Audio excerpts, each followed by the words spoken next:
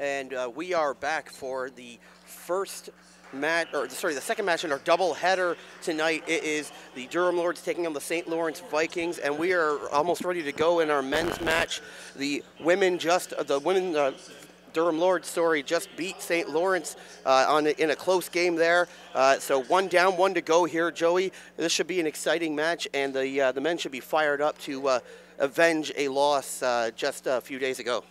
Yeah, for sure. A tough loss to George Brown. A very good team, the Huskies, but the Lords came out flying and jumped to an early lead. And a very, very disappointing second half for the Durham Lords. Cost them that ball game, and you're right, John.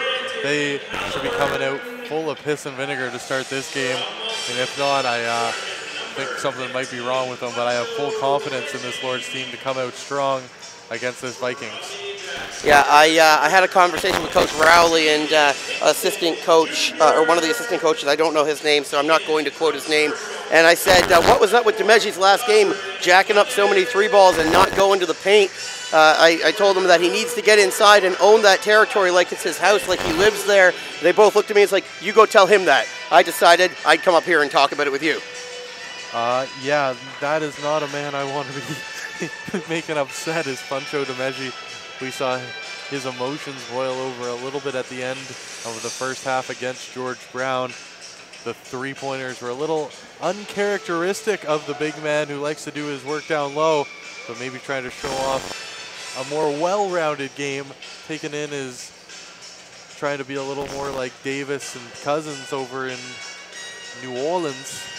But I think the Lords will be much happier to see the big man do most of his work down low alongside Harrison Jr. as those two. Hickson Jr., Hickson but yes. Jr., excuse me, as I was trying to remember. I've totally blanked on it. As Hickson Jr. and him have been dominant in the paint so far this season for the Lords. So starters for the Vikings, number 1, Tom Whitley, number 4, Taylor Riddick, number 5, Brad Richards, number 13, Saletti Joseph, and number 23, Elmer Knowles, and of course the regulars for the Durham Lords, number 2, Trey Lawson, number 10, Brandon Halliburton, number 15, Pancho DeMeji, 21, Julian Hinkson Jr., and 24, DeAndre Huggins. We're looking for an exciting matchup here. Both teams fail on their first possession, and St. Lawrence is set to inbound the ball and move it up court. Withy moving it up court. Looks over to Joseph. Joseph gets inside behind the back pass, and giving up the three-point attempt there was Knowles. And Hinkson Jr. just does enough to get it off of the St. Lawrence Vikings, out of bounds, Lord's ball. Lawson's moving the ball up court. John Lodge here with Joey Chapman. And Joey, the Lords need to get off to a fast start here and get these Vikings back on their heels as Halliburton moves inside for the layup and gets the foul called. He'll go to the line and shoot too. Hickson Jr. down on the far side of the court, John, as that's a bit of a scary sight for the Lords. Looks like he's holding his jaw. He may have gotten popped with an elbow.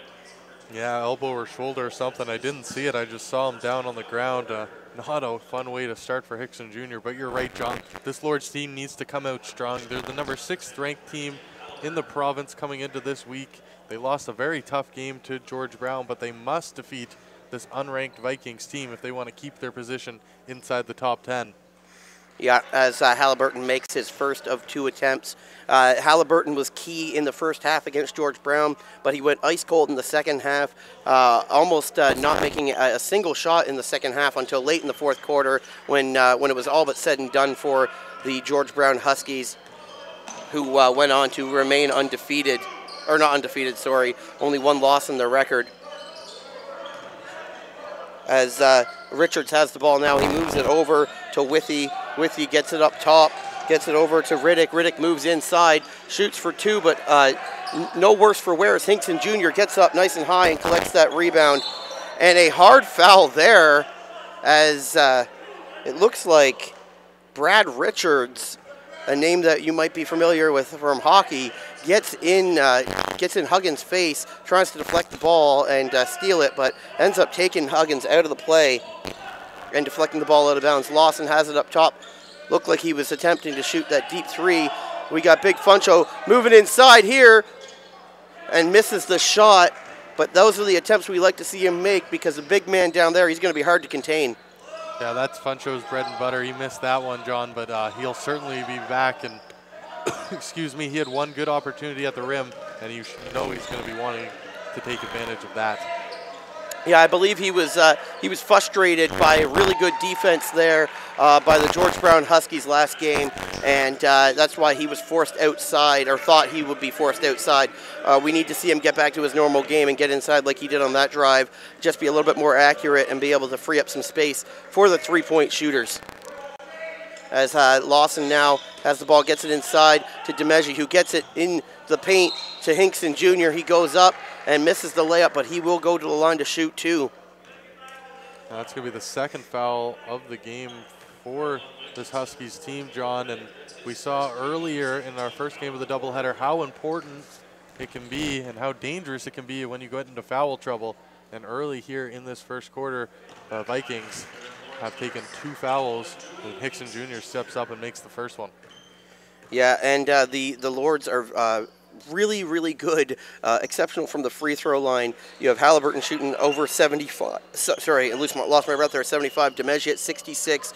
Huggins 65. Hinkson Jr. at 60, and Lawson at 69%. So yeah, you put these guys to the line, and more times than not, they're making those shots. Lawson there with the steal, looks to keep it in bounds, and he does. Gets it over to Huggins, who looks to make a move inside, puts the shot up and misses it.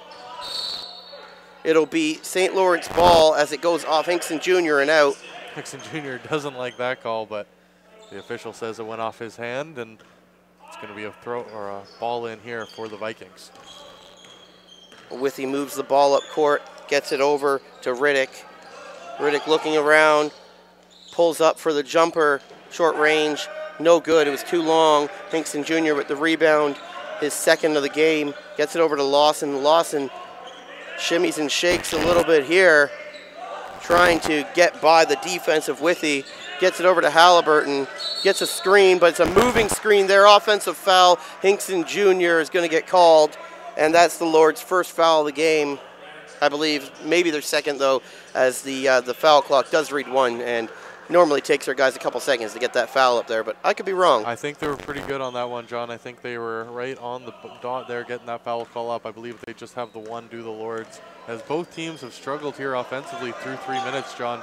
Just 4 baskets, or 3 baskets in total, as these teams try and figure each other out and get things going offensively.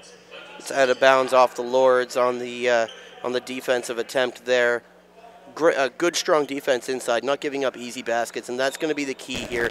You have to force them to make low percentage shots, and try to make sure not to foul, obviously, because you don't want to find yourself in foul trouble with 4 minutes or 5 minutes left to go in the quarter, and then you're putting them on the line every 30 seconds. As a 3 ball there from Withey, as the first 3 attempt goes in for St. Lawrence. That was a nice looking shot, John, as it soared into the basket. I'm gonna fly like an eagle. Yeah, Halliburton with the ball. Gets the screen from Hinkson Jr. That was a good screen. And we're gonna get a blocking foul called there on Withey, and it looks like Hinkson Jr. will go to the line and shoot 2, as that's the 3rd foul. And the St. Lawrence Vikings seem to find themselves in foul trouble early in this one, just as we were talking about it, Joey. And that's something the Lords can do to you, John, with Hinkson Jr. and DeMeggi down low, 2 big bodies that like to look for contact. They draw contact a lot. When this team is effective, they battle down low, get the baskets in the tough areas, and then kick it outside for the likes of Huggins and Lawson and Higgins, who all can shoot the 3, or Halliburton, excuse me. And the Lords doing a good job here early at drawing the fouls and getting the opportunities inside. I apologize to those whose ears I just made bleed with my singing. I got a little bit of Jack going on there. Christmas time, and Jack starts singing more, and I just get into it. So apologies there. As we have Richards, who moves inside and gets the foul called. He'll go to the line to shoot 2. And the Lords now themselves have their second foul with just under 6 minutes to go in the quarter. And Coach Barry Smith has called over Withey to have a discussion with him and maybe tell him how better to handle the Lords on defense. Yeah, early adjustments here for the Vikings as they're trying to get figured out as they have 5 points there in the lead in this game after that 3 off Withy.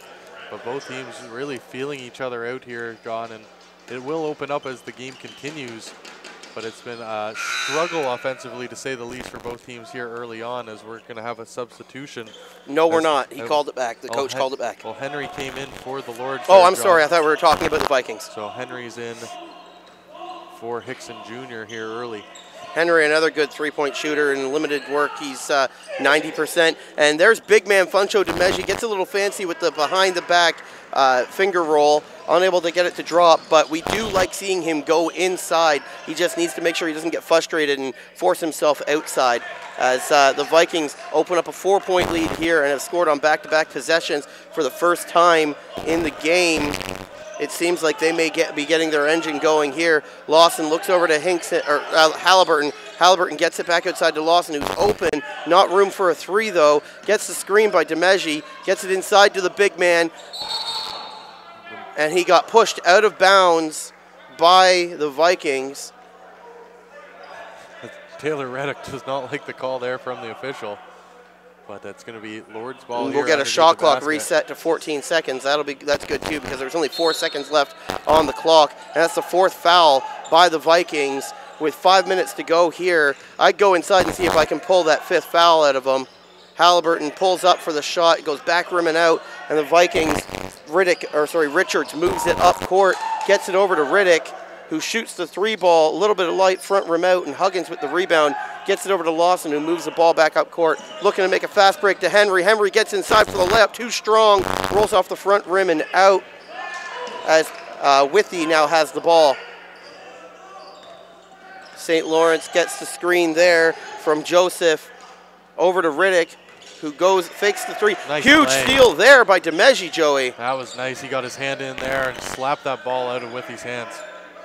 Lawson jacks up the 3 ball, and nothing but net on that one. And you know what? You get what you deserve, Withy. You gave him too much room, and he hurt you with that one. And that was just a nice-looking shot from Trey Lawson. Turning turnovers into points, John. That's the key to success, and the Lord's doing a good job here early. Vikings swing this ball around the top of the arc here. Withy gets it over to Richards. Richards tries to move in on Henry. Henry not allowing the points and gets the rebound there. Gets it over to Huggins. Fast break. Lords have an advantage here. Lawson looks to put up another 3. Gets it inside to the big man DeMeggi, who once again misses and no call. I hope that this doesn't get under his skin, Joey. Yeah, DeMeggi's missed a couple opportunities, but I think it's good that his teammates are looking for him. Trey Lawson made an attempt to get DeMeggi the ball underneath the basket there in a good spot, and I expect that to continue because DeMeggi's not going to stay cold forever. Yeah, you got to activate your big man in any of these games. Shot clock's down here as Richards, I think he got fouled, I'm pretty sure. Yeah, he's going to get, the push is going to be called here against the Lords. What remains to be seen is if it's going to be shots or out of bounds. I believe it'll be shots. It looked like the official made this 2-shot signal to the Yeah, scorer's looks like that's what they're setting up for. So, no, it's going to be out of bounds at the baseline. The Vikings were lining up hoping for it, but a break there for the Lords. So they can't afford to trail any longer in this game. Knowles with the inbound there, tries to get it in to Richards. As the Lords now find themselves at 4 fouls, Joey. Both teams at 4 fouls with 3.5 minutes to go here in the quarter. You need to be careful. You could find yourself giving up the penalty. Wide open 3 ball there. Front rim and out. Offensive rebound by Knowles. Looks around, gets it up to Buckley. Buckley gets it inside to Joseph, and Joseph puts up the 2. Lawson moves the ball back up court. Lords stuck 3 points here. The 3 ball here would be sure would be nice, Joey. Yeah, definitely take it, but small steps here, John. I wouldn't at all be surprised to see them go drive the basket and look for that foul. And it's a turnover here on the Durham Lords, as it'll be Vikings ball. Not quite sure what happened there, John. I think he moved his pivot foot. I think they probably called a travel on that one. Yeah, I just didn't see any motion from the official. He just blew his whistle and walked away. I guess traveling was the call, as the Vikings going to bring it back up here. The Vikings get it over to Knowles. Knowles gets it up top to Bark. And I apologize for being slow with the names here as I'm trying to catch up with the substitutions. And foul called there as Buckley will go to the line to shoot 2. And the Lords now find themselves in the penalty. They need to respond here, get it inside to their big man Funcho, and see if they can draw a foul and get themselves into the bonus as well. It's tough, John, when you're the team who has or one foul away from going into the bonus, and then somehow you find yourself in the penalty before the opposition, as the Lords have gotten a little foul happy and the Vikings have really tightened up with 4 fouls, as they've done a good job at not giving the Lords that 5th one and going into the bonus. Good job by Funcho there, getting up nice and tall and collecting that rebound as St. Lawrence missed both of their free throws. And now it's 5 fouls apiece now as both are in the bonus, and Huggins will go to the line to shoot 2. I'm going to tell you right now, Tyler Burke did not like that call. He got a come-on ref out of that one, and I think that this is going to be a very tightly called game, Joey, if you get that one called a foul. It seems like it so far, John, as both teams in the bonus and lots of time in this first quarter where it could be in for a bit of a longer game. Huggins, 19 for 29, 65% on the year from the line, and he steps up and drains both those there, and Lords now within 1. Gareth Ball checks in for Trey Lawson. As Buckley moves the ball up court, looks to cut inside. And a block there. Gets it over to Knowles. Gets it inside to Richards, and they both miss. Offensive rebounds everywhere here, though, for the St. Lawrence Vikings. The Lords need to tighten up inside. Another offensive rebound there for Richards. And St. Lawrence seems to be having their way. We got a travel call here against the Vikings. A little bit of a sell job, I think, here by Richards. I hope it's a sell job anyway. But he did go into that big train of a man, Funcho Demeji, pretty hard. Yeah, Funcho got him, and it looked like Bob might have had a hand in the small of his back and pushed him a little. But the referee doesn't call that, just calls the travel. And for the Lords, that's certainly going to be a break, as Baugh in the second unit for the Lords has kind of struggled here underneath the basket. Doesn't look good on that arm there, buddy. That's certainly something to watch out for. That's number 5, Brad Richards, holding his arm on the sidelines. Hanging it pretty low there, like it might be a shoulder issue. Huggins with the ball, gets the screen from Tyler Hembry, moves inside, goes off glass and in for the first lead here. Or not the first lead, but first lead in a while for the Lords here. It's 11-10. 1 point lead. By Huggins. Good defense there by big man Demeji, not allowing the easy points, and once again gets his hand in the face of the Vikings. And Baugh gets the steal. He's going inside, gets the finger roll to fall, splits the defense, and the Lords find themselves up 3 points and maybe set to go on a little bit of a run here, Joey. Yeah, Gareth Baugh showing us a little bit of offensive flair that has Coach Rowley trusting him. Was one of his first guys off the bench, and that was a nice little sequence there from him. As Asmea, or I'm pretty sure I pronounced that incorrect. Asima, that's how it was. That's how it's pronounced. My apologies. And it's out of bounds off the Vikings. Demeji inbounds to Halliburton. He gets it down to Huggins, who goes inside again, gets fouled, and one. What an interesting call there, as I didn't think he was going to be allowed to have that bucket counted, but the referee gives it to him as Huggins goes to the line to make this the old-fashioned three-point play. Yeah, that's a bit of a lucky break there for Huggins, who I agree with you there, John. It looked like that ball left his hands a little late to get the and one call, but the referee says no, and it'd be real nice here to get the and one, and he does, as he remains perfect from the line here tonight. It's a 6-point lead for the Lords. We're in the final minute of the first quarter as Riddick moves inside, gets it up top. Spin move there by Bark. Bark gets it back out to Buckley. Wow. And a huge block.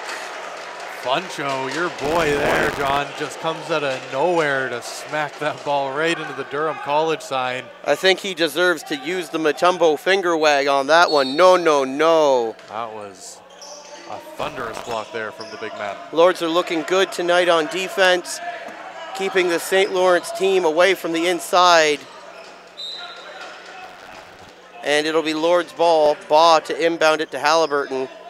36 seconds on the clock here in this quarter. No rush here. Just run this clock down a little bit and try and get a decent attempt at the basket. DeMeggi gets the ball, gets it back to Halliburton, who pulls up for a three. Front rim, doesn't get the friendly roll, it bounces out, but he steals the ball there, gets it up for the layup. No call there, interesting by the ref, and it's off St. Lawrence. It will be Durham ball with 11.8 seconds left. Strong defense there by Baugh as he forces St. Lawrence to make a sloppy pass, and it bounces out of bounds. You say interesting on the non-call there from the official. I say bad, John. There looked like a lot of contact with Halliburton going up for the shot. Would have thought for sure that could have been a foul. Halliburton gets it inside, gets it over to Baugh, who gets it up top to Huggins for the wide open uncontested three, and it was a little bit off line there, Joey.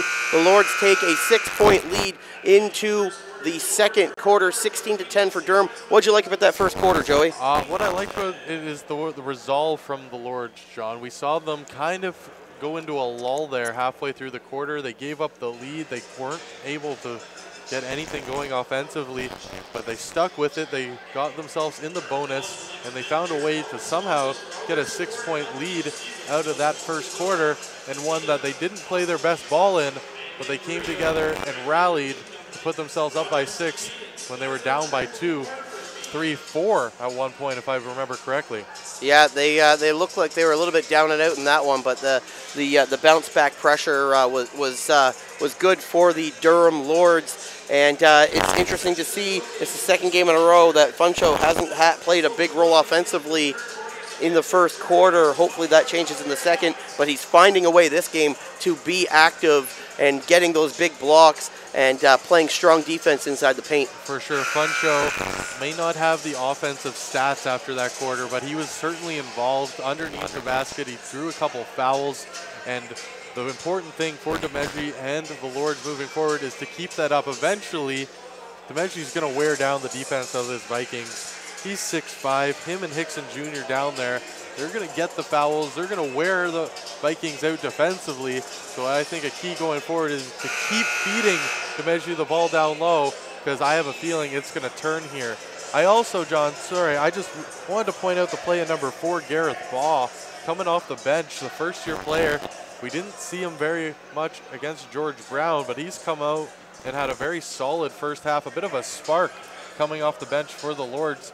And I don't think I'm off by saying the offensive turnaround really started when Baugh came onto the court.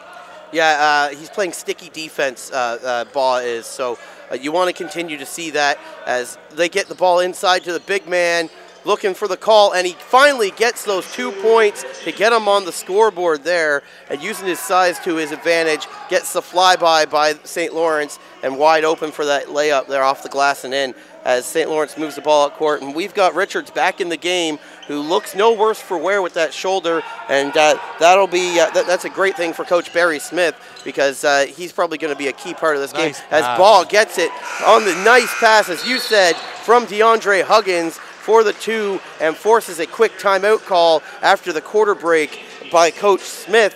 And yeah, that's interesting. Only 40 seconds into the quarter, Coach Smith did not like what he was seeing. Huggins, the shooter, looked like a point guard there, finding Baugh underneath the basket.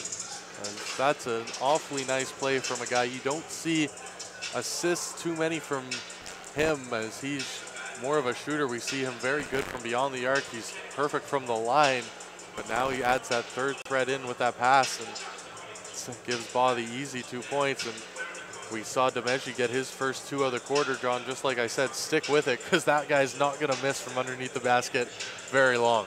Yeah, no, and he's going to wear them down physically too.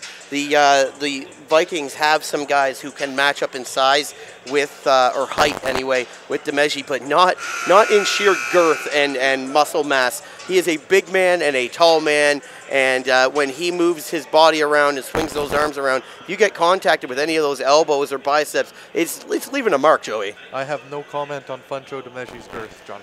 Haha, you're a funny guy.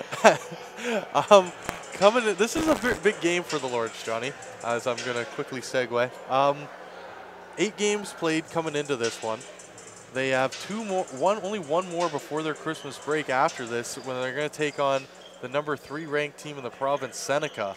So they lost to a ranked George Brown team. They have a chance to beat up on an unranked St. Lawrence team, and worst case scenario, find themselves 7-3 at the Christmas break, which would be an excellent turnaround from the 10-10 year they had one season ago. Nice block there by DeAndre Huggins, and Baum works back up court, looks for the fast break point, and a huge block there by Brad Richards using that arm that he ran into DeMeggi. As a foul called on Trey Lawson. Sorry, John, I think that's going to be Halliburton with the reach in there.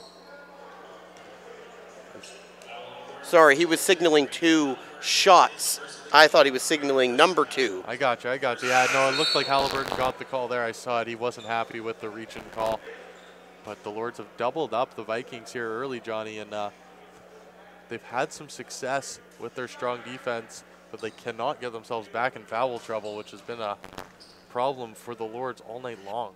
Yeah, both teams, to be completely honest. So it's something that they definitely need to tighten up as Riddick misses the first of 2 and drains the second. Or it's a 3-shot foul apparently, though. So seeing a lot of that tonight, Joey.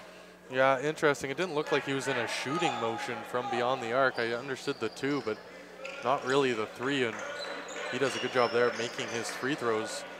Gets 2 of 3 there, gets them back within 8 as Lawson moves it over to DeMeggi. DeMeggi using Baugh as a distraction.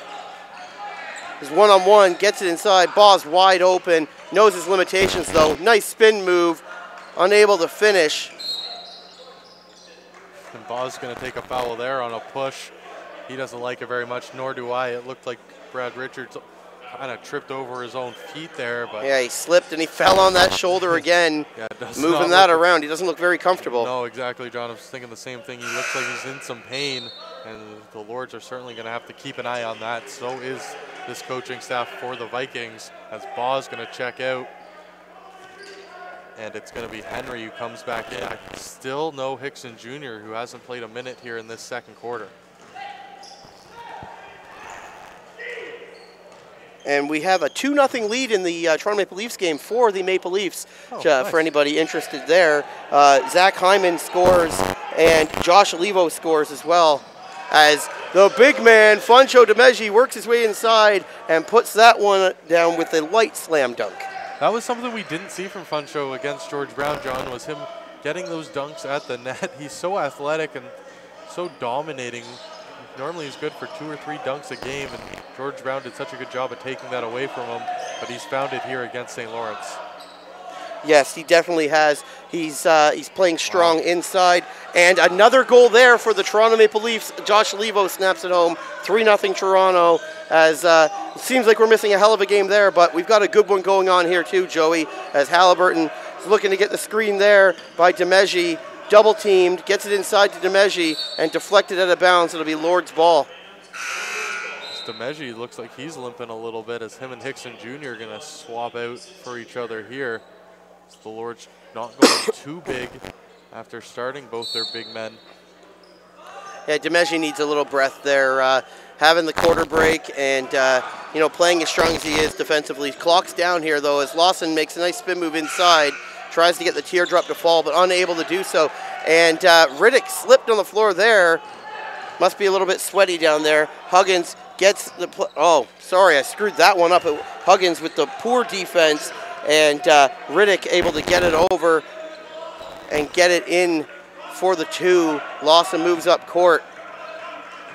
Looks around, gets it to Tyler Henry. Henry pulls up wide open and gets the shooter's bounce on that one. Yeah, that was a nice bounce there for Henry as he checks into this game and makes the first shot he takes, as the bench continuing to play well for the Lords.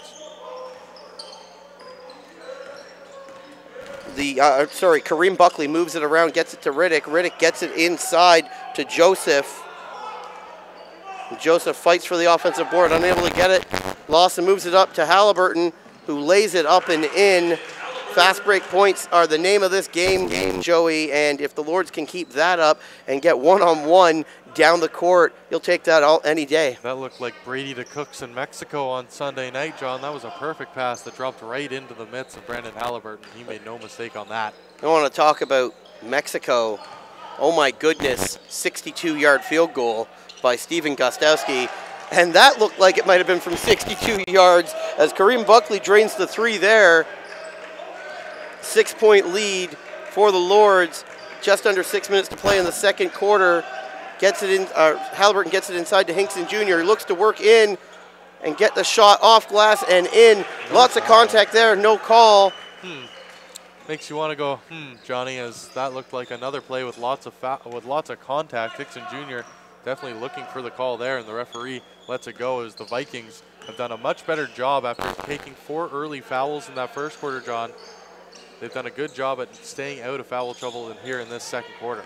Yeah, they definitely have. I'm trying my hardest to not be a homer, as Boss Chris would call me. So I'm going to try and not call the referees out as much as possible. Just be as impartial as I possibly can. And that's probably not going to work out very well for me. I know it's tough for you, buddy, but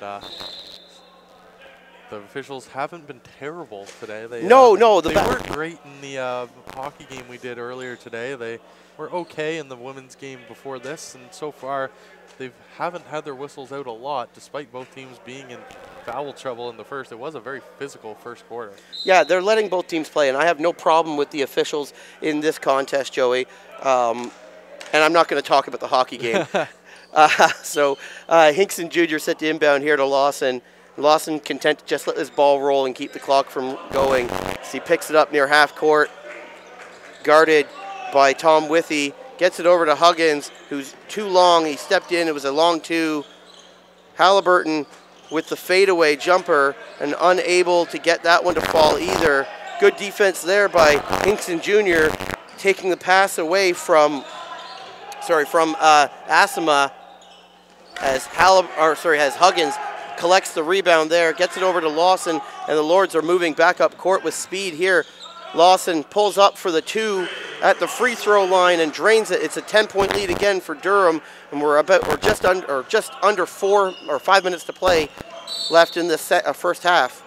Just as I was about to say, pace really picking up here, John. A foul called there against Lawson, and another whistle. This has been a long first half with lots of fouls, lots of whistles called, and both teams struggling to find a rhythm. But the Lords look like they found themselves in a comfortable spot as number 44 checks in, Charles Bennett, who I believe I screwed you up, Johnny. I accidentally crossed him out on my game sheet, and I have a feeling you probably did the same because I didn't tell you not to. Yes, I definitely crossed him out, but good thing we know our hometown players. He's there. I see him. He's in the game. Funcho also checked back in for Hinkson Jr. It was a quick rest for Funcho. Yeah, I guess he's feeling it. A flyby there by Halliburton. And Funcho with the big board. Slow the game down a little bit. And just as I say slow it down, they get it fast inside to Huggins, who gets the and one for the second time this quarter. And the Lords are looking to pull away in this one. It's a 12-point lead, and Huggins looks to stretch it to 13. It's a little 12-yard out there run by Huggins, and Halliburton drops it right in the breadbasket. Someone call a scout, because Brendan Halliburton could have an arm for the NFL the way he's been throwing so far here in this game. Can't throw it any better than that. That's a great rebound there by Tyler Henry. Gets it to Huggins wide open and in and out. And Henry again with the offensive rebound. Henry's all over the place here. Demeji gets it to Halliburton. He thought about it there, John. Yeah, he did, but he thought better. Halliburton pulls up for 2, and the Lords take a 14-point lead in this one, as it looks like we're going to get, yes, this will just be a substitution, I think, and not a timeout. No, it will be a timeout by St. Lawrence. As they call their second timeout. St. Lawrence coming into this game, John, on a 3-game winning streak, losing their first 4 games of the year. You have to cut them a little bit of slack, opening the season against Seneca and George Brown, 2 top 5 teams in the province. Not a fun way to start, but wins against Algonquin, Lassite, and Candor in their last 3 has them rolling as they come in here to the Campus Wellness and Recreation Center, as I continue to butcher that name. They take on Centennial tomorrow along with their women's team as they have a doubleheader at Centennial. Quick turnaround for them, but this is their second last game before their winter break as well. And you know they would like to continue their winning streak, but the Lords and their number 8 ranked team in the OCAA has done a good job here at neutralizing them and really pulling away here in the second quarter. Yeah, they're doing a good job, Joey, of playing strong defense without giving up too many fouls. They do have 3 fouls here and just under 4 minutes left to play in this first half.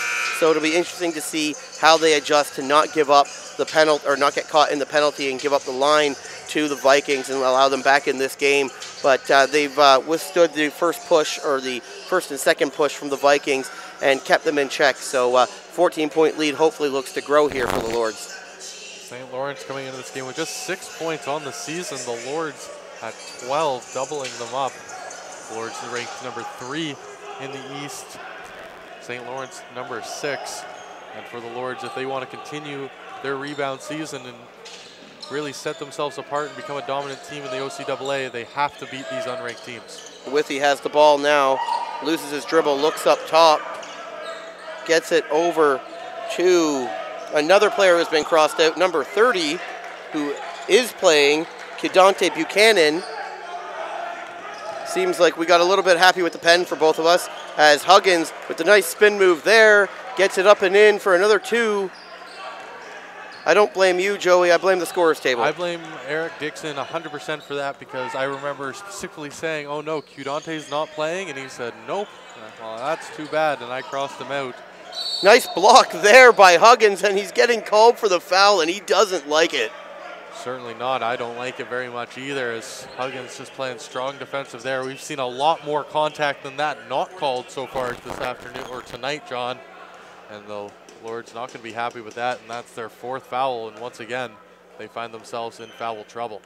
Yeah, 4 fouls and 3 minutes left to play. You're 1 away from the bonus, or 1 away from the penalty, I should say, as St. Lawrence makes both from the line. Funcho's looking to inbound it here to Halliburton. And let's see if Halliburton's got another quick up play. Doesn't look like it. Gets it over to Charles Bennett, who gets it stolen away by Kudante. Moves up, and a big block by Halliburton called by for the foul, and they are now in the penalty. Brandon Halliburton, that's definitely not his first foul of the game. And that's second of the game for Halliburton. A tough spot here for the Lords, as once again they're in the penalty. 2:47 left, lots of time. And my favorite name on either team, Kudante Bunchen, makes that Buchanan. Buchanan, as it is crossed out on my page. Sorry, Kudante, but he steps up and makes those shots. It's a 10-point game now. Just like that. The Lords need to step back on the gas pedal here, not turn this ball over again, get it into their primary ball handlers, and make this possession count. He's calling for a screen, but doesn't get one. Bennett has it, gets it over to Baugh. Baugh calmly, he loses his dribble and gets the double dribble call. As that's a mistake there by Baugh. It hit his foot, he double dribbled it, and when the Lords really need a good possession there, they squander it. Withey gets it over to Knowles. Knowles gets it back to Riddick. Riddick puts the hand up like it was money. No good there from distance as Halliburton moves it back up court. Baugh calling for the ball. He wanted that ball. But he didn't get it. He gets it now, gets it inside to Henry, deflected there by Brad Richards, and Riddick moves it up, doing his best Halliburton impression, gets it over to Kudante, and double team there as the Lords get the ball. Baugh, good defensive play, gets it inside to Demeji, looks to make a move, and he doesn't get the basket, but he will go to the line to shoot 2. Good play by Demeji to get to the rim and shoot 2 here. Nice play by Baugh on the turnover. I was about to say that's 2 offensive trips for the Lords and 2 turnovers for Baugh, but he redeems himself a little bit there with a nice defensive play and sending the Lords back the other way.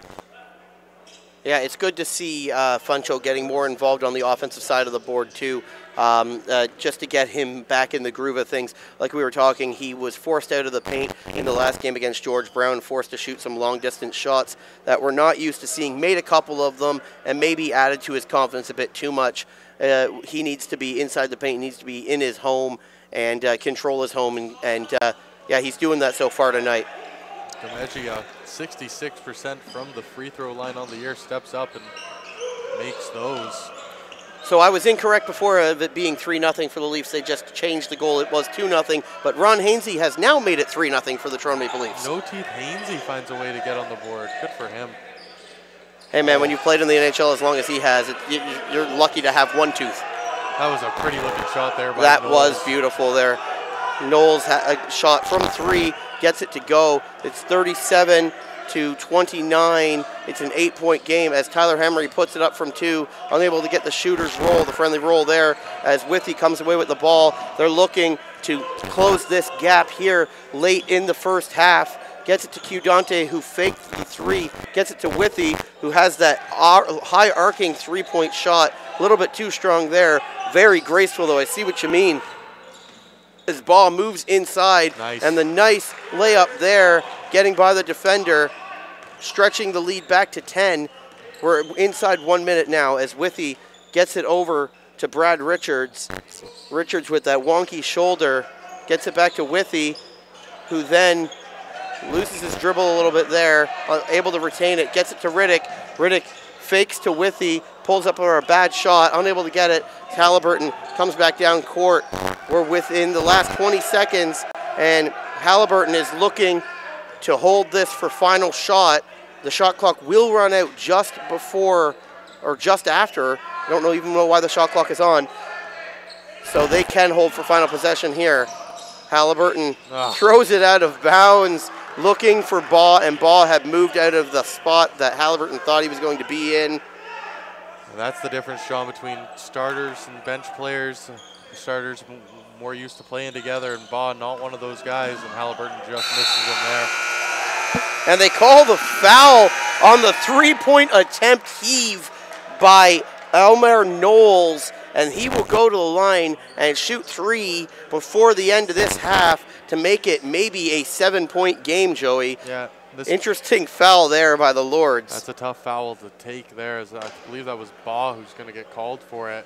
And the difference between 7 points at the half and 10 at the half may not be huge, but it's an entire possession. Psychologically, it's better to go in with a 10-point lead, I think, if you're the Lords, and a lot tougher to go in with a 10-point deficit if you're this Vikings team who is not supposed to win this game, but they've done very well to keep the Lords under 40 points here in this half, something that does not happen to this Lords team very often, John. We've seen almost all their games, and they certainly always find a way to put up points.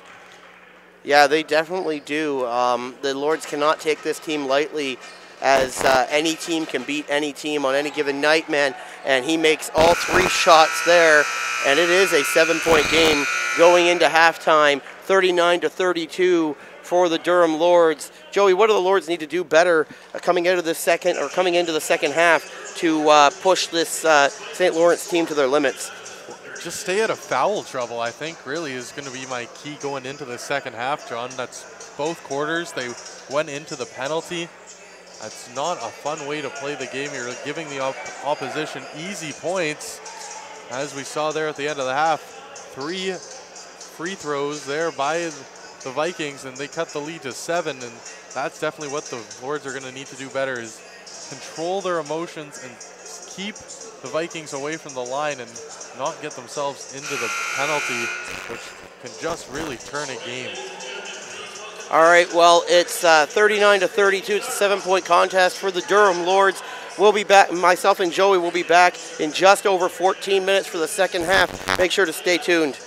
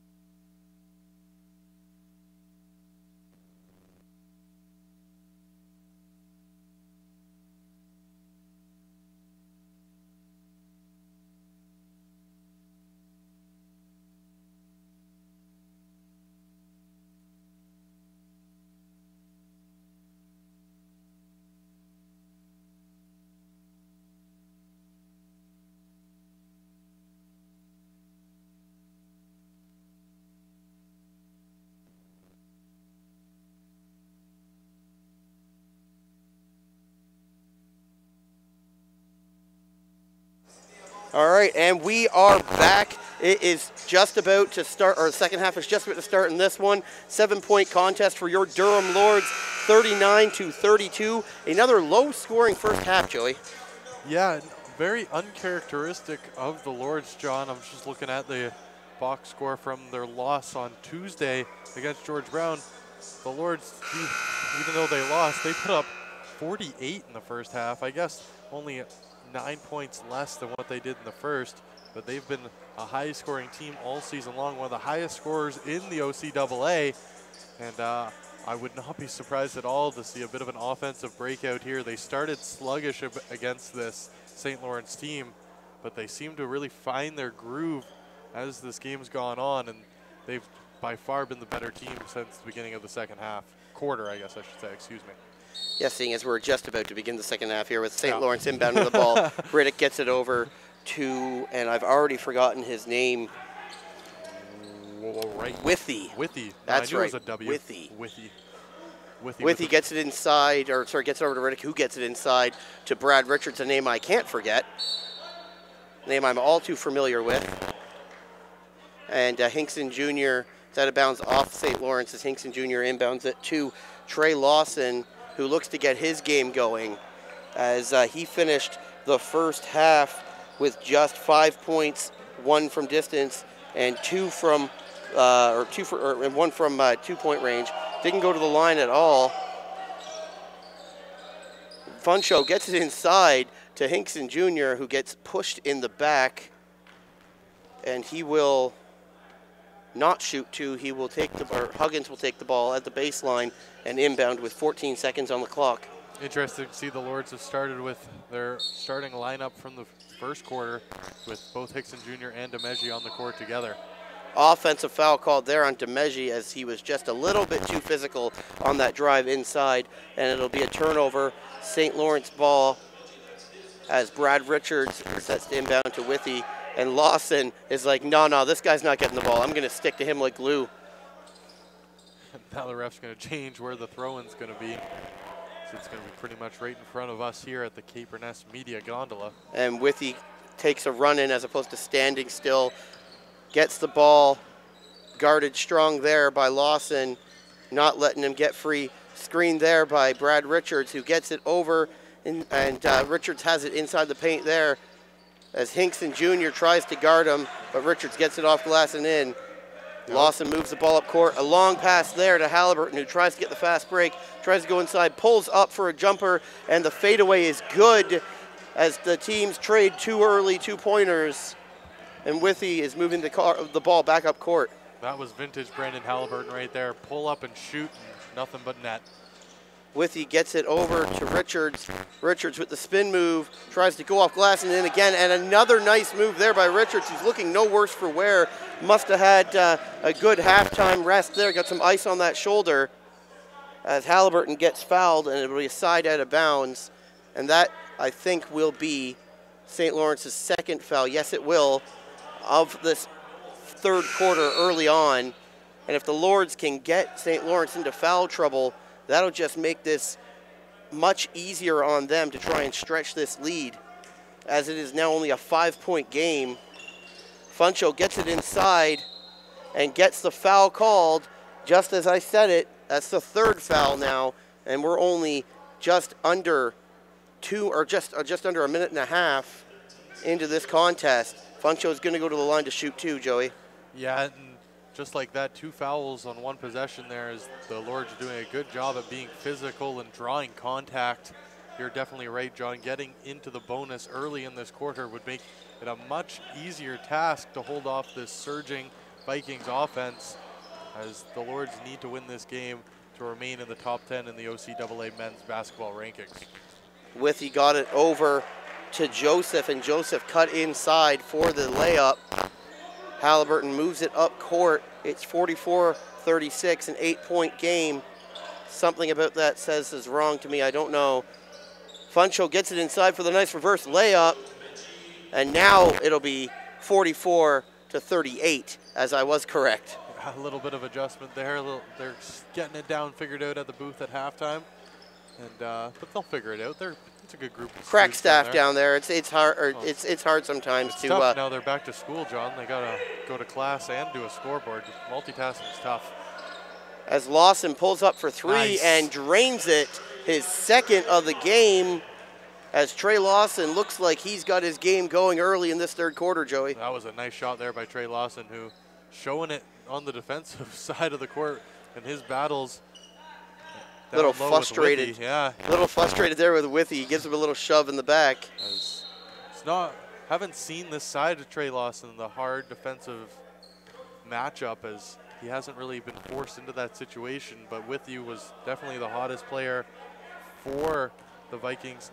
Despite, I thought he had more points, John, only 3 points. I guess he just made the 1 3-pointer, but it seemed like Tom Withy was a lot more involved in that. But the stats don't lie, and Withy just has 3, and Trey Lawson doing his best to keep it at that. Yeah, I think Withy was just all over the court. That's why he seemed like he was more into this contest. As Lawson now has it at the top of the three-point arc. Looks to make a move. And he shoots it. It's a low percentage shot there as the Vikings come away with the ball. Richards moves it up court. Nice move. Gets it inside. Unable to get the ball to drop as Hinkson Jr. looks to make the fancy behind the back dribble and unable to do so. And again, the Vikings unable to get the easy layup, but Richards gathers up the garbage and puts it up and in to take the Vikings within 7 points. Again, it is 47-40, and we are just over just under 6.5 minutes left to play in this quarter. Halliburton guarded by Asima, gets it over to Lawson for another three. No good, but Funcho with the big board gets it over to Hinkson Jr. Great vision there by Funcho, and Hinkson Jr. is not going to get the foul call. It's an offensive foul on the Lords. Yeah, travel being called there. Oh, sorry, a travel. My apologies. It's all good, buddy. I got you. That's why we're a two-man crew here, and the Lords unable to come away with points there on that offensive possession, and Lawson and Withy continue to run into each other here in this second half. Yeah, I think that's going to be a continuing trend in this one, Joey. Lawson seems to be getting under the skin a little bit, doing his best Patrick Beverly impersonation, and not letting Withy get free as Hinkson Jr. collects that board, gets it over to Lawson, and Lawson looks to set up a play, gets it to Halliburton, head fake, looks to move inside, pulls up, jumper, and no good there as Funcho looked to try and get the board, but was unable to get it, and Withy moves the ball back up court. Lawson's calling for to set up on his defense, gets Hinkson Jr. to go over and guard Brad Richards. Richards tried to go inside for another layup, but there was strong defense by Hinkson Jr. and unable to do that. But a move there by Withy gets around Hinkson Jr. and puts up the finger roll, making him look a little bit silly there. And a hard move there by Withy. That was almost unsurprising, I'm going to say, from Withy. We haven't seen those type of handles from him all game long. But he did nice inbounds there as Halliburton gets the feed underneath the rim and puts up the layup. Withy moves the ball up court, guarded hard again by Lawson. Getting the pull and the offensive foul there as Withy pulled on the jersey and Lawson ran head first into Joseph. And it'll be Durham ball, the fourth foul already on St. Lawrence, and we have just about 5 minutes left to play in this third quarter. If I'm the Lords, I'm getting it down to Hinkson Jr. or Funcho and trying to get that fifth foul real quick here. I have to believe that's the game plan. It only seems smart here, trying to get yourself into the bonus with lots of time left in this quarter. As Funcho with the nice move there, but unable to get the finger roll to drop. As the Vikings move it up court, 2-on-1. Huggins with the nice defensive move there, gets it up to Halliburton, looking for the fast break point, and the teardrop falls for Halliburton, and he looks like he's on fire, Joey. And just like that, the Lords surpassed the 50-point mark here. And you're right, John, this game's picked up, and the Lords' offense has picked up with it. As Brendan Halliburton's certainly heating up here. The Vikings get it over to Withy, who throws up the three ball in and out as Hinkson Jr. gets fouled a little bit there on the rebound. No call. Gets it over to Halliburton, who gets it to Huggins. Huggins with the deep three there.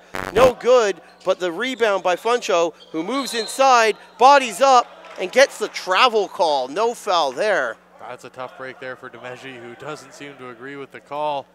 For a second, I'm sure he thought he was going to put his team into the bonus, but a travel there underneath the basket as DeMeggi continues to work hard down low. Hasn't come away with as many points as I'm sure he would like, but he's got to keep at it, and the Lords are one foul away from getting into the bonus, and DeMeggi could be a big part of that.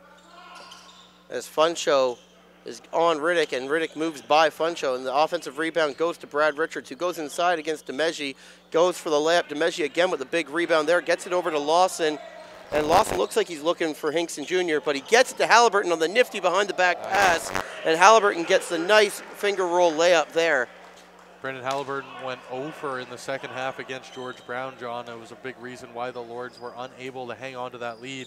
Seems to be the opposite here, as he's really woken up here in the second half. Nice block there by Huggins, as a nifty pass by Brad Richards goes inside to Tyler Bark, but Huggins was all over that one, and no easy points there for Bark. Riddick is set to inbound it at the baseline. Gets it inside to Richards, who's guarded by Huggins. Gets it over to Riddick. Funcho looks for the strong defense there, and that should be over and back. And it will be. It'll be a turnover there, and the Lords will get the ball back. Up 11 points here, just over 3 minutes to play in the third quarter. And I'm liking what I'm seeing so far, Joey. Yeah, they've definitely come out strong here in the second half.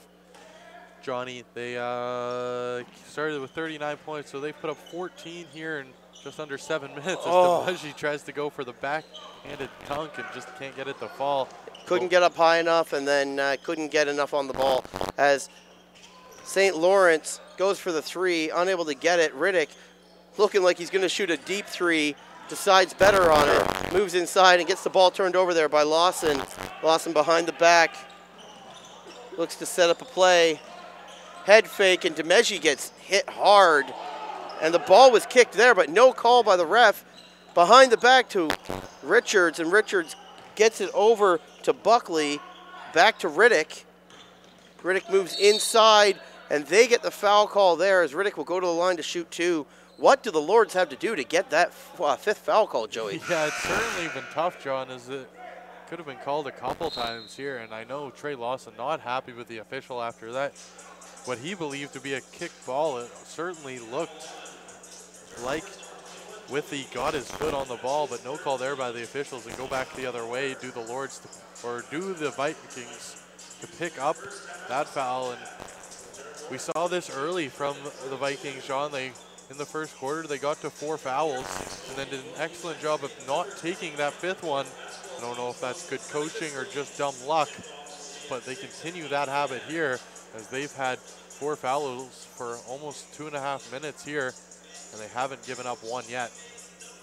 Yeah, it's going to be important for the Lords to keep working the ball inside, because there's no way that St. Lawrence can keep guarding Funcho that way without taking a foul, Joey. No, for sure, especially even Hickson Jr. too. Just these 6'5" monsters that the Lords have at their disposal are foul drawers in the biggest way. And there is some height on the St. Lawrence Vikings team, but I don't think it's the same physicality as Hickson Jr. and DeMeggi can bring below the basket. It's not like the Vikings have done a bad job guarding them. I think they've done a pretty good job. DeMeggi's gotten a little bit frustrated. He's had his opportunities, but hasn't really got them to fall. And it's only going to be a matter of time, as you mentioned, John, for the Lords before they can draw that fifth foul, just because those two guys are just so big and strong. They're going to go to the rim, and you're going to have no choice but to foul them to keep the ball out eventually. Yeah, as Riddick gets set here to shoot his 2 free throws. Hinkson Jr. and DeMeggi having a conversation about how they're going to get that fifth foul called. And I'd like to see these two team up here, go inside hard for those offensive rebounds, and drive the rim. As Riddick makes both his shots here, and Hinkson Jr. inbounds to Trey Lawson. Lawson gets it back over to Hinkson Jr. Deflected out of bounds, almost into the hot dogs. Durham dogs almost went flying there. But Kadre Wright, almost a waste of good Durham dogs. I don't even know if there's any left down there. I can see one left in the state-of-the-art hot dog warmer-upper thingy machine. Straight out of 7-Eleven. Yeah, whatever Pooh has at the Quickie Mart and Simpsons, that's pretty much what's going on down here at the snack bar. Is that what we call it? The snack bar? As Halliburton puts it up for 3, left unguarded, or well, the defender stepped back and gave him the space to jack it up. Puts his hands up like, hey, you want to do it? I'm going to take it. Yeah, Halliburton not afraid to shoot the rock. He always looks to defer to pass, as a good point guard should, but he's not afraid to shoot the rock, and when he finds his range, he's certainly tough to stop. Inside there from Lawson to Hinkson Jr. Gets it over to Huggins. Big man was available, but Huggins takes the 2, as he has done all night. He wasn't doing it very well from 3, so Huggins has decided to take a couple steps in and make shots that he knows he can drain almost every time. Yeah, first time we've really seen Huggins step up and make one of those shots in this second half, but that's where he was so good in the first 2 quarters, and if the Lords can keep him hot, it's going to be tough for the Vikings to catch him. Kadre Wright looked for the layup. It fell down to Withy, and Withy puts the layup in. It's a 12-point game, 58-46. A steal there by Withy, and he puts up the 3 and drains it, and that was a poor decision there by Lawson. He needed to move in and force them to get it inside for a 2, as Withy makes the 3, uncontested. DeMeggi gets the ball from Lawson. He looks to go in, and an offensive foul called, and I mean, I can't really argue. Richards owned that area. He did not move into the shot, and Funcho kind of bowled him over on that one. So I'll go with the referee on that one. That was a good offensive foul call. That's a first for you, Johnny, agreeing with the official, but I have to concur. It didn't look like Riddick did anything wrong. He just stood his ground and let the big man jump into him.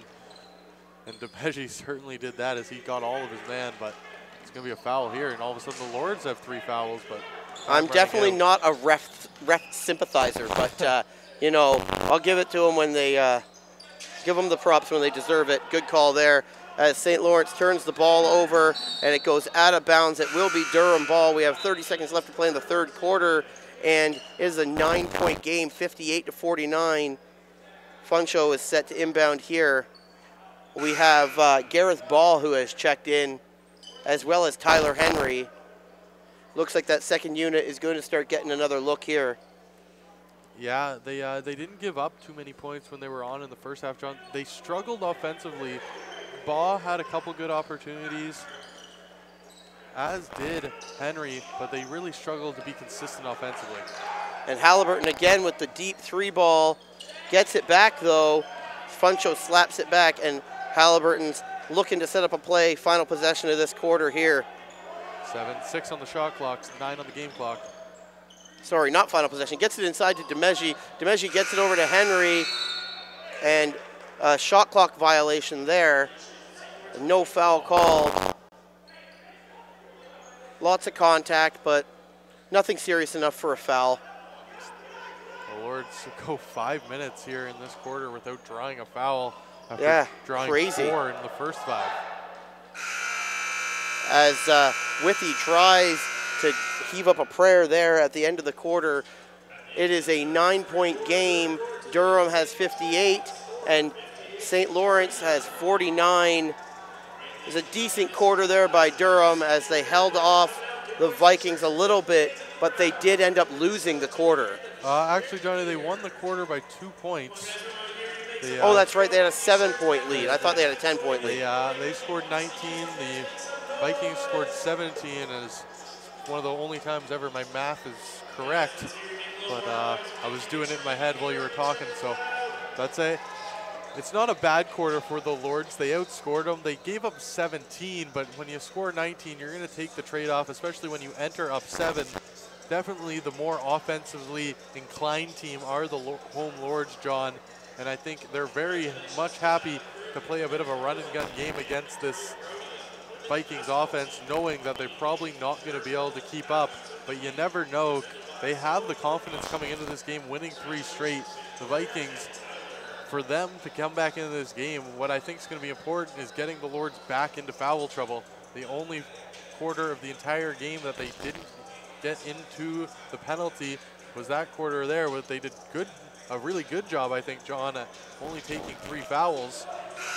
But we've seen it before. They're susceptible to taking a bad foul or 2.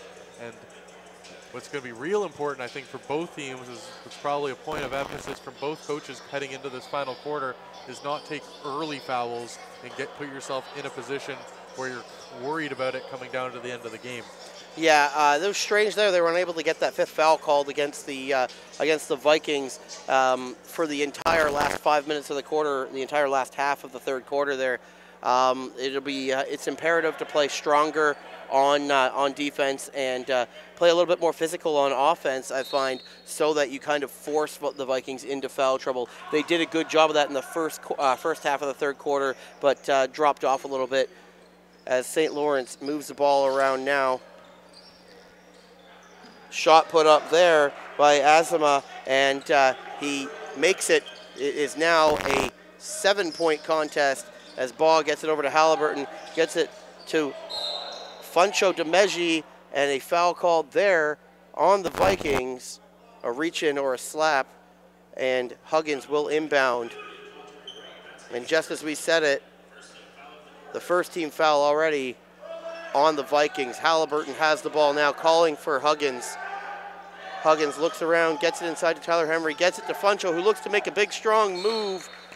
It was blocked out of bounds, a clean block there. 6 seconds on the shot clock. DeMeggi's going to look to get it into one of his primary ball handlers. Henry has it, gets it inside to Halliburton, who moves around. No foul called there, but DeMeggi gets the rebound and unable to get it up before the shot clock goes off. Shouldn't the shot clock have reset? Sorry, John, but that shot hit the rim by Halliburton. Did it hit the rim?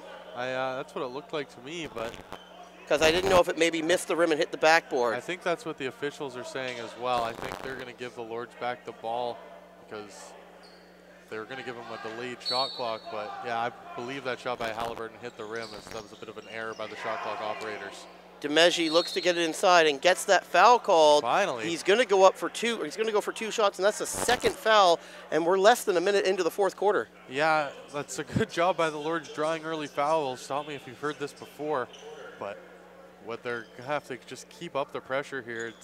It's funny, John, that you go 5 minutes without taking a foul if you're St. Lawrence, and there looked like there was lots of contact and lots of opportunities for the foul, but maybe it's the referees using their discretion, trying not to put them into the bonus, making them earn the 5th foul. But both fouls here have, early in this quarter, have been kind of ticky-tack. I agree with both of them, but they weren't flagrant at all and probably could have gone either way. But just like that, the Lords up 2 fouls to nothing and still up by 8. Withey moves the ball up court, guarded by Baugh, screened there by Brad Richards, and Tyler Henry takes the switch and guards Withey as Baugh now moves to Richards, goes up, and Richards gets Baugh to jump in the air and gets the foul called. A veteran move there as Richards, the 5th-year player at a Brampton, knew exactly what to do with Baugh, the 1st-year player at a Mississauga. Yeah, the rookie getting schooled there. And but I think it's been a pretty good game from Baugh. It's definitely the most we've seen him play here at home, John, as he's come on off the bench, and he hasn't lit the world on fire by any means, but he's certainly been solid on both ends of the court, and good experience here for the 1st-year man. Yeah, if he could clean up the turnovers, that's all. That's the only thing I would say that need to get better. He had 3 turnovers in the first half. Funcho gets it inside, though, to Tyler Henry, and Henry puts it up and in. Another more good vision there by Funcho as the Lords have stretched it to 10 points. Yeah, Funcho with a nice play. He kind of saved Henry there, or not Henry, excuse me, Baugh, as Baugh almost turned the ball over just as you were talking about turnovers. But Funcho's good defensively and really helping him out. The Vikings look to inbound it, and right into your living room is Richards, as Withey, with that high arcing shot, unable to make it go as he tries to shoot it over Huggins. And he's able to get it over Huggins, but lost a lot of distance on that arc, and it bounced front rim and out. That would have been a pretty one if it went in, though. That went 25, 30 feet in the air. That was total rainbow there as Funcho sets the screen for Halliburton. It goes off St. Lawrence and out of bounds, and Baugh will inbound it.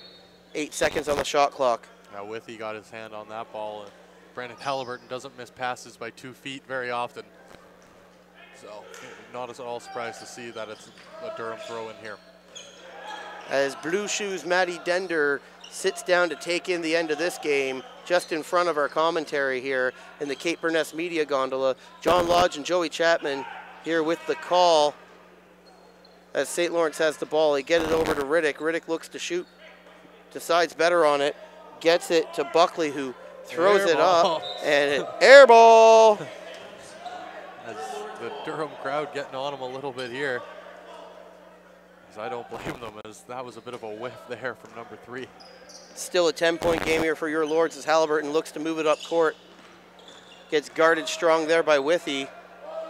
Over to Huggins. Huggins thinking about the deep 3 ball, but decides against it. Gets the ball back off of St. Lawrence and gets it inside, and Huggins is redeveloping his game tonight, Joey, as he has been a monster from 2 points. Yeah, he's really done it all here, John. He's shot from beyond the arc. He's shot just inside the arc. He shot from 12, 15 feet out. And there you see him make a strong move to the basket. Doesn't get the foul call, but gets the finger roll to kiss off the backboard and in. And DeAndre Huggins is showing his versatility in spades and becoming an ever more important player for this Lords team. And another update from the Toronto Maple Leafs game as Patrick Marleau has put one in. It's 5-2 for the Toronto Maple Leafs, and I'm going to have to watch me some highlights when I get home. Well, you know what? They certainly need it after that loss to Florida in Florida. The Hurricanes have played the Maple Leafs hard all season long. Not all surprising with Peters, their head coach, a disciple of Coach Mike Babcock. And it's good to see the Maple Leafs busting out of a bit of a defensive or offensive slump, and maybe Coach Babcock's new lines are working out for them. Clearly it is. 5 points on the stingy Carolina Hurricanes. Not a bad night. As the Lords turn it over there, another foul called, as that's the 3rd team foul for the Lords. Blocking foul. And we've got another Viking reaching for a shoulder as Knowles is grasping at his arm. Another 5th-year player. Speaking of 5th-year players, man, this St. Lawrence team has Richards, Azuma, and Knowles, all 5th years. So lots of experience on this team. Lots of experience, but those really haven't been the players. Richards has been involved a lot, but he's really the only 5th-year player that's been consistently involved offensively for this Vikings team, John. A lot of their veterans coming off the bench. Amar Knowles did start, but we haven't said his name a lot. Brad Richards and Taylor Reddick started as well. Taylor Reddick, a 4th-year player. Asimov did not start. The Yonkers, New York native. Yonkers. I had to look it up. I wanted to make sure I knew it was somewhere in New York. Yonkers, a town just out, or a town inside of New York, kind of just in the burbs. It's a long way to come to play collegiate basketball, but maybe he's got family in the country, who knows. Interesting. Nice. As Domeji goes up for the big slam, exclamation point there. I was just going to say the Lords have found themselves in foul trouble, Joey, taking 2 quick fouls and 1 away from giving up the bonus again. As they get the ball, Baugh inside, nice move there, unable to finish it off, but look who's there again. It's DeAndre Huggins, 4-2. Once more, it's a 13-point game for the Durham Lords. And another turnover here, some fast break points going in the way of the Durham Lords. It's a 15-point game, and Durham has turned it on, and now Baugh has taken the 5th team foul, and the St. Lawrence Vikings will be in the bonus for the rest of this game. 6 minutes left in the quarter, Joey. A great sequence by the Lords, followed up by a poor play there by Baugh. Just a weak reach-in foul there to take the 5th one. Don't know if it was really necessary or egregious enough to be the 5th foul of the quarter, considering the amount of contact that's been going on all game long. But a tough reach in there for Baugh, and he's going to take a seat because of it. As Withy misses the first,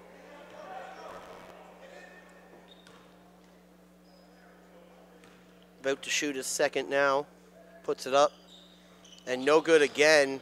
But the offensive rebound taken in by Kadre Wright. Riddick has it. Looks around. Looks off Withy. Decides to drive in. Shot clock violation there. Good defense by the Durham Lords as they force the Vikings into a turnover, Joey. And the Lords picking up their defensive play despite being in the bonus or in the foul, John. But good defensive play there by the Lords as they try and close this game out. Deflected ball there out of bounds on the Vikings as Huggins tried to get it inside to DeMeggi, and it looked like it was going to be an alley-oop attempt, but he was unable to get it there. Again, out of bounds off of the Vikings as Riddick gets his hand in to the body of Huggins. Halliburton with the high arcing two-shot, unable to get it to fall, and Riddick moves it up court. The Lords need to be careful here and play strong defense, but not too physical of defense because you don't want them taking free shots. That might have been a kickball there, but it wasn't called again by the referees. Withy gets it over, and a three ball there by Kadre Wright, wearing number 30 tonight, number 12 in your program. That was a good looking shot there by Wright. It didn't look like it was going to go in from up here. It went up in the air and it felt like it hung up there for so long. As Hinkson Jr. jacks up the three, and a little bit of Funcho DeMeggi syndrome there. The big man trying to drain it from distance. No good, not a good look. Let's stick to the paint, big man. Halliburton gets it inside, and it's turned over there as Huggins looks to play strong defense on Withy. Huge block there by DeAndre Huggins, no foul called. And Brad Richards has the ball, gets it to Riddick for three, and he drains it from the bottom of the well. A deep three shot there by Taylor Riddick, the fourth-year player out of Wellington. And a foul called there on St. Lawrence. Asima, the man out of Yonkers. It'll be the third team foul for St. Lawrence. It's a 9-point game, 69-60, as Lawson moves it up court. I apologize if I burst your eardrums there. I was a little excited on that Huggins block. Believe it or not, John, that was Hinkson Jr.'s 10th three-point attempt of the season. Really? Could not believe it was that high. You want to take a gander to his three-point percentage on the year? Under 20. He is now 1 for 10, so I guess that puts him 20% or 10%. At 10%. There's your quick math. I gotta love that. Why did I want to say 30% in my head? I have no idea. 10% from the field, from beyond the arc, Julian Hinkson Jr., as he's 1 for 1 at the line here, and maybe that's where he should stick the foul area in. Yeah, we've got 14 fouls now for the St. Lawrence Vikings, and if the Lords can play strong inside, they can get into the bonus themselves as Withy moves it up court, guarded again by Lawson. These two have been fighting with each other all night long. That is a moving screen there by Brad Richards. Don't understand how the referee cannot call that one. Halliburton has the ball and moves it up court, gets it over to Huggins, gets it back to Halliburton. A little bit of a homer call there, sorry, but that was a moving screen. Funcho gets it inside, looking to draw that fifth foul. No foul called, but he gets it in. And we have a timeout, I believe, called here by St. Lawrence. DeMeggi does a good job there, driving hard to the basket. Surprised he didn't get a foul call there, John, as looked like there was an awful lot of contact. I guess the officials deemed it wasn't interfering with the shooting motion, and the Lords continue to be 1 point away, or 1 foul away from getting into the bonus. And once again here, John, the Vikings have done a very good job at taking early fouls, but then being able to rein in their discipline and not giving up and getting into the bonus, as they had 2 fouls inside the first minute of this quarter, and they didn't take another one until just under a minute to go. Yeah, it's going to be interesting to see if the Lords can actually get into the bonus. As now this is the second quarter in a row where they've had the ability to get there with plenty of time on the clock. and finding themselves already in the penalty, it would only help keep this St. Lawrence team at bay if both teams were going to shoot free throws at every foul. It would extend this game to a lot longer than it would normally be, but I will take the W and a little bit of an extra long game as opposed to having to struggle with sending a team to the line every single time. Yeah, I don't think there's going to be a lot of people disagreeing with you there, John, as it's going to be the starters who come out for the Lords. Hickson Jr., Huggins, Brissett, or not Brissett, excuse me, DeMeggi, Lawson, Halliburton, they're all out there. The big boys out for the Lords. Head coach Rowley not taking any chances here. None of his boys are in real foul trouble, and they're all going to close out this game just like they started it, or they're at least going to try to here with 3:25 left on the clock. I hear Brissett, and I think Indianapolis and Jacoby Brissett.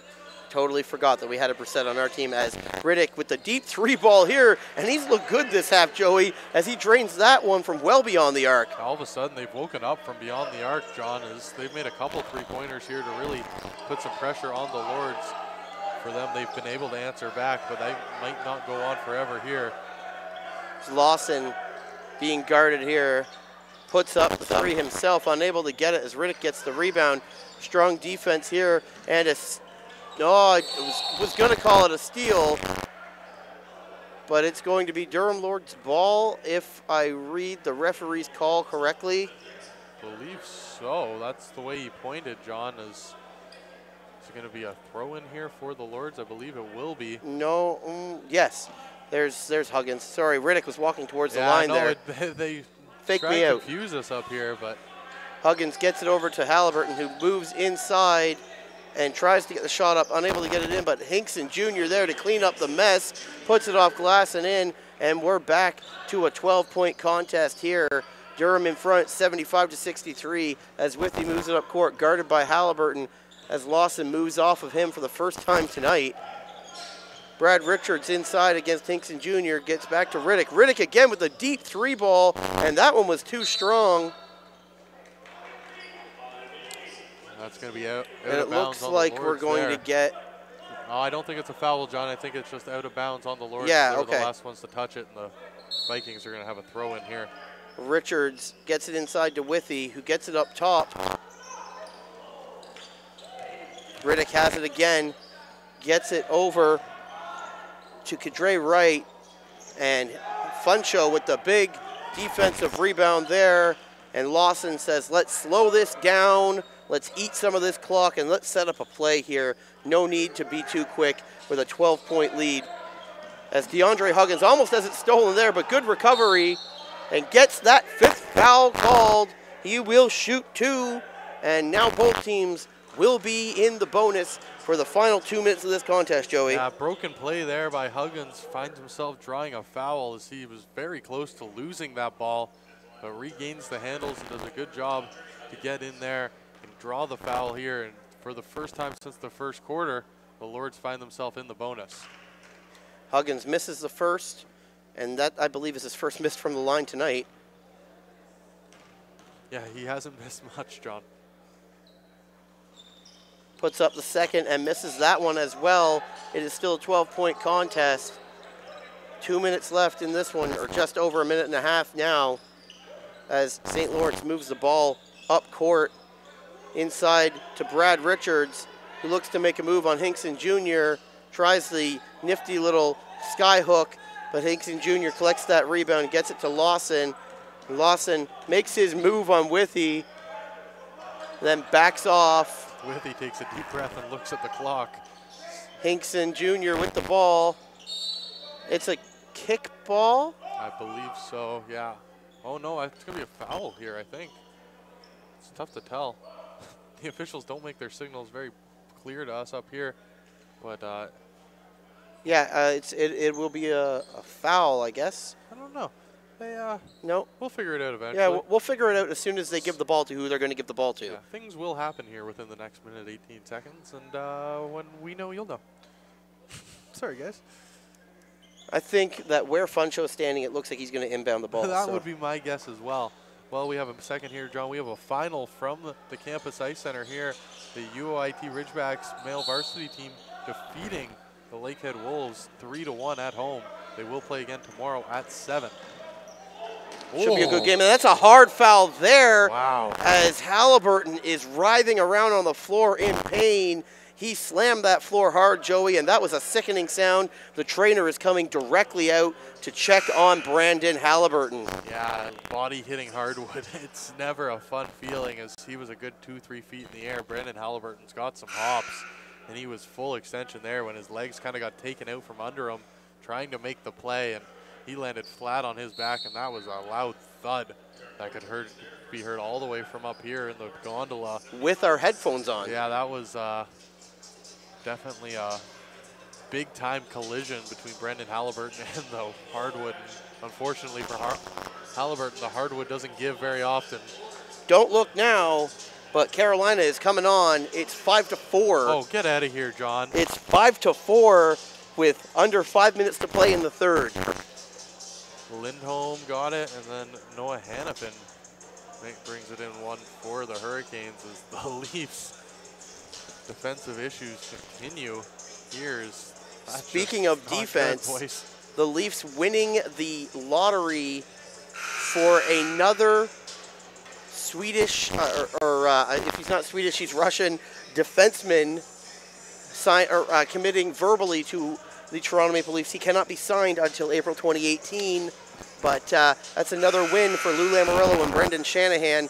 His name is escaping me, but I did see it come up on my feed today from Sportsnet that the Leafs have won out for another what is to be young, good defenseman. Yeah, I know who you're talking about, John. I didn't know if it was made official. I didn't see that, but I believe you. It was out there today that it was a Russian player who's another guy to join the likes of Zaitsev and Soshnikov to come over and play for the Leafs, as they've done a good job in recent years internationally, bringing in guys like Andreas Borgman, who's starting for them this year, Nikita Zaitsev, who started last year, and Leo Komarov even going back to his time before he was brought over by the Maple Leafs. A lot of European scouting, and don't think you can discount the addition of Mark Hunter to the Maple Leafs front office to the sudden influx of talent entering the organization. As Halliburton was fouled there by Riddick as they just try to get the ball back.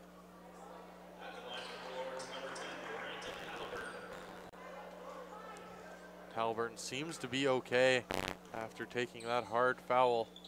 Steps up and makes both shots there. That's good to see if you're a Lords fan, as this team without Brendan Halliburton would certainly not be the same, as he's one of the key figures on this team in the backcourt along with Trey Lawson. As the Vikings throw up another 3-ball to try and get back in this one, it's a prayer. This game is over, ladies and gentlemen. It is 77-63. Fouling here is just foolish by the Vikings. They know that. The Lords kind of want to dribble this one out, as they will. They will have to put a shot up if they don't get fouled here, because the shot clock will run out before the game clock, as Halliburton goes inside and gets the teardrop to fall. And the Lords will win this one 79-63. Check that, 79-65. It is a 14-point game, and a great job here by Durham to not let this plucky St. Lawrence team get on a good run here and build on some strong offense in that second quarter. The Lords came out in the third. They won the third by 2 points, but they won the fourth by way more than 2 points. I think it was like 12 points, getting into the bonus, getting to the line. Big man today for me was DeAndre Huggins. Just an excellent game. Who was your player of the game, Joey? You stole my guy in DeAndre Huggins. I'm going to go a little off the board. I'm going to go with the guy off the bench, Tyler Henry, who came in and played a very solid game. I could have given it to Gareth Baugh as well, but I really like Tyler Henry's game. Nothing too fancy, but another first-year player getting minutes off the bench. And him, along with his Lords, seemed to do a very good job at containing the onslaught of offense that came on late by St. Lawrence is they had an opportunity early, but the Lords stuck with their game and found a way to come out victorious. Well, that's all we have for you tonight. It is 79-65, a 14-point game final there for Durham. Durham sweeps the St. Lawrence Vikings tonight, winning both games at home. We will see you at the next home game, which is, let me check this, which is Wednesday, November 29th next week against the Seneca Sting, an 8 p.m. start time. We'll chat then. Thanks for listening.